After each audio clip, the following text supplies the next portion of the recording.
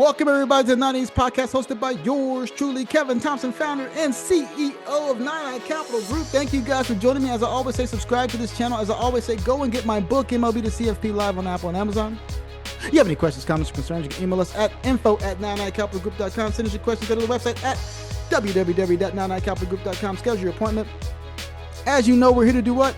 Educate, empower, and engage, and also entertain. And today we're talking about having some empathy.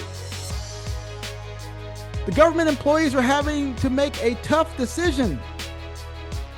Today's podcast is about the government's toughest choice: return or resign.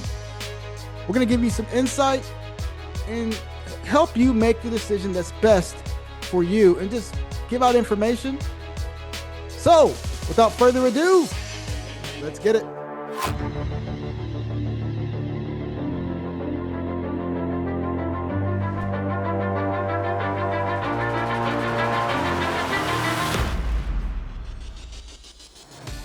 So right now, government employees are feeling disrespected. The 2 million or so government employees out there are feeling unheard. Right now, they are faced with a difficult decision: return to work, as the decree states from the current administration, or resign. Without a clear message, even if they do return to work, their position can be terminated. So it's a lot of balls up in the air right now. Not to mention that the government is severely understaffed. I can't tell you how often you can call the Social Security Administration and difficult to get someone on the phone because of the severe understaffing issues across the entire government. But now we have an administration coming in wanting to reduce that even further. So government employees across the country are being forced to make a difficult decision: either return to the office or resign with 8 months of pay.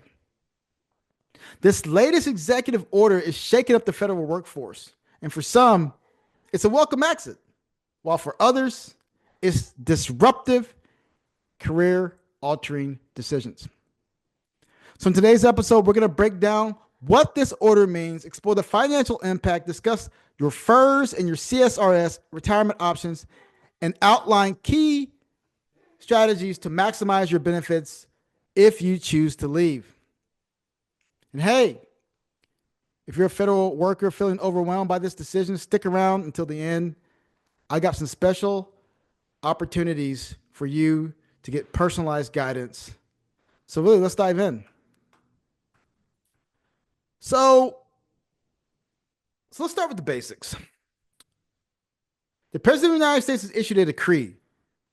Federal employees who do not return to in-office work by the first week of February will be terminated. They're offering 8 months of pay for those who choose to resign.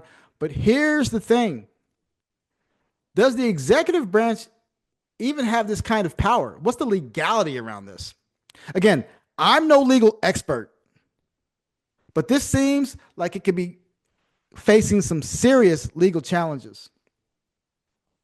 The government has already downsized a lot of its real estate portfolio, meaning some employees literally don't have an office to go back to, and yet they're still being asked to show up. That's a massive logistical issue. For some, this could be a blessing in disguise, especially for those who are looking to retire immediately anyways.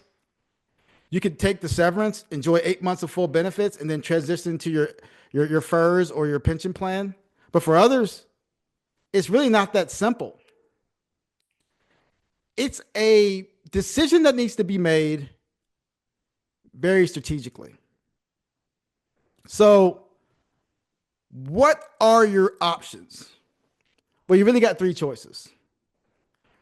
Hey, let's just return to work. Let's get back in those vehicles. Let's get back in that downtown traffic, and let's just get back to work. So if your workspace still exists, you resume your normal government work. But let's be real, many government agencies are severely understaffed. Have you tried calling the Social Security office lately? Like I mentioned previously, it's very you getting someone at a timely manner, the hold times are brutal, and this new order can make things worse. Secondly, let's talk about resigning or taking the severance. This could be an opportunity, especially if you're nearing retirement. But what's next? How do you optimize your FERS or your CSRS pension and ensure a smooth transition? A lot of my clients that are in the government space, we have done that for them using our financial planning tools and services. We want to make sure we maximize their benefits so they get the maximum amount of income they possibly can receive. Or your third thing you can do is you can fight the mandate altogether. While legal challenges may arrive, this isn't a guaranteed route. Plus, most people don't want to risk termination without severance. What's being overlooked is the cost of replacing those employees.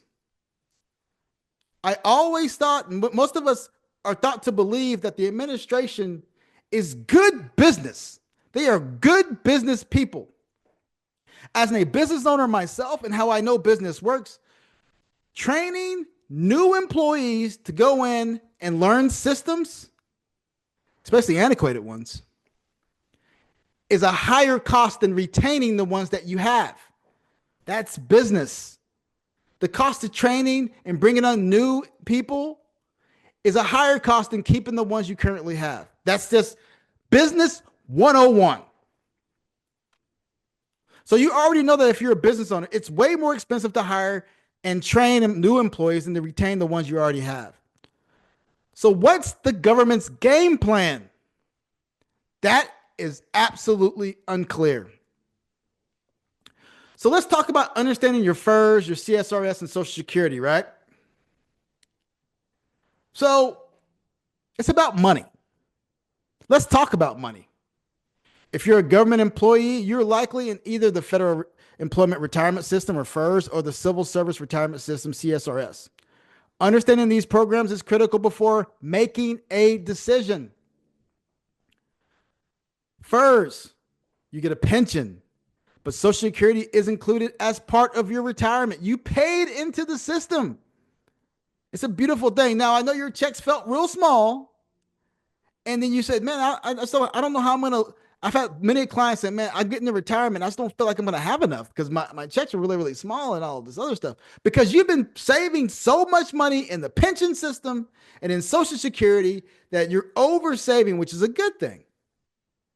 Because now you're going to get a FERS benefit and a Social Security benefit that's going to be roughly 70% of what you were currently making. So you get a pension, like I said, but Social Security is also included in your retirement. You also have access to the thrift savings plan, which acts like a 401k. Now, the beauty about this, again, you've been saving so much into these services, into these products, into these features, and now you have the ability to use them. The question you have to ask yourself is, okay, I retire. Should I move my TSP over to an IRA? Well, those are questions that we can answer when we have conversations. Does it make sense to keep it where it is, or do we want to move it over and have access to it away from the government? Because again, in our current situation, we don't know what's really going on. So let's talk about the Civil Service Retirement System. If you were hired before 1984, you're likely under the CSRS, which provides a more generous pension, but no Social Security benefits. You'll need a different strategy since Social Security isn't a part of your retirement. So if you're resigning, how do you maximize these benefits? Well, here are some tips.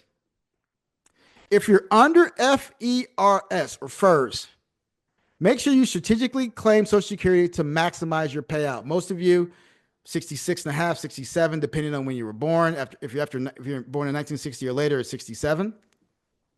So we can do some wonderful things using your thrift savings account to bridge that gap to your full retirement age or your FRA to maximize your Social Security.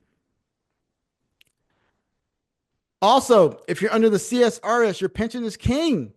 You need to calculate how much you receive and when it makes sense to leave. I would start calculating those benefits today to see exactly where you stand, if you're at full benefits, and what your payout would be at what age, depending on when you're willing to walk away. It's important to know those things. And like I said, if you have a TSP or a thrift savings plan, consider how to roll it over or withdraw funds without penalty if you're retiring early. Now, one thing I want you to know is if you're retiring before the age of 55 or getting out of the system before the age of 55, I would say leave it in the TSP because that gives you access to free withdrawals without penalty. Withdrawals from 55 and beyond. Those are strategies we would have to talk about depending on your age and depending on when you're looking to walk away. This is when planning matters. This is where planning matters. A wrong move here could cost you thousands and thousands of lost benefits. So thus far, we talked about the TSP, understanding FERS, CSRS, and Social Security. We talked about return or resign. And finally, we're going to talk about a call to action. At the end of the day, this decision is personal. Some will welcome the chance to step away with 8 months of pay. Others will be forced into a situation they didn't plan for. Either way, it's crucial to have a strategy. Get with a CFP or a financial professional that can help you make these decisions. Here's my advice. Don't make this decision alone. We've helped dozens upon dozens of government employees navigate retirement, optimize their Social Security, and make sense of their FERS and CSRS benefits. If you're feeling stuck, let's talk. You can go to our website, push the button, and let's talk, and we can have a consultation about this very thing. For any federal employee who wants to weigh their options, you can go onto my website and press that consult button, and there's no cost to consult. We'll walk you through your benefits, discuss your financial future, and make sure you're making the best choice for you and your family. I'll also put the link in to where you can book a meeting down below. So today, I hope this has been a valuable use of your time. I know what you're going through. You feel disrespected. You feel like you don't matter. You feel like people don't understand what you do. But I will tell you this. I understand what you do. I thank you for all of the work that you continue to do and all the work that you will continue to do moving forward. Your work matters. You matter. So today we talked about government in flux, return or resign. You truly don't know if the position that you hold today will be terminated in an already understaffed government. You truly are going to walk into next week unsure on what you need to do. But there's legal challenges that will be on the horizon because there's employment laws on the books. There's legal challenges that will come because how much power does an executive administration or executive have in making decisions without congressional approval? And there's challenges to what will truly happen if all of you decided to say, okay, we're going to call it quits.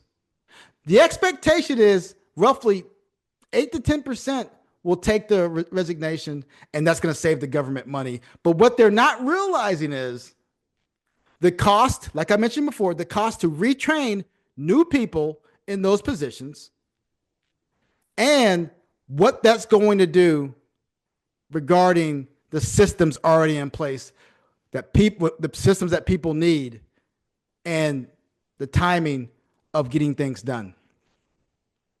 So thank you guys for joining me. As I always say, subscribe to the channel. As I always say, go and get my book, MLB to CFP, live on Apple and Amazon. If you have any questions, comments, or concerns, you can email us at info@99capitalgroup.com. Send us your questions. Go to the website at www.99capitalgroup.com. Schedule an appointment. As you know, we're here to do what? Educate, empower, and engage, and also entertain. Today, we talked about the government's toughest choice. If you found this helpful, share it with your fellow government workers who might need some clarity. Stay informed, stay prepared, and always make the decision that's right for you. Stay humble, stay safe, my friends. And we appreciate you. See you again soon.